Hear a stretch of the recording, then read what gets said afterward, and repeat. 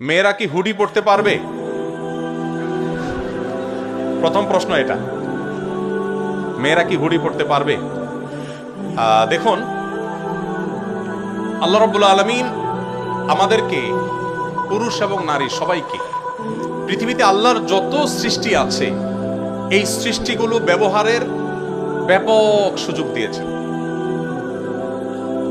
আমরা হারাম হারাম শুনতে শুনতে অনেক সময় মনে করি, এই যে প্রশ্ন আসছে মনে, যে হুডি পরা যাবে, আবার হালাল না হারাম।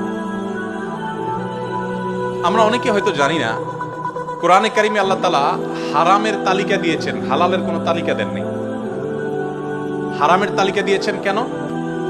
কারণ সিলেক্টিভ কয়েকটা আইটেম শুধু হারাম, আর বাকি সব হালাল। ইসলামী ফিকহের একটা গুরুত্বপূর্ণ প্রিন্সিপাল হলো, মূলনীতি হলো যে আল আসলু ফিল আশিয়াই আল ইবাহা। সৃষ্টি জগতের সব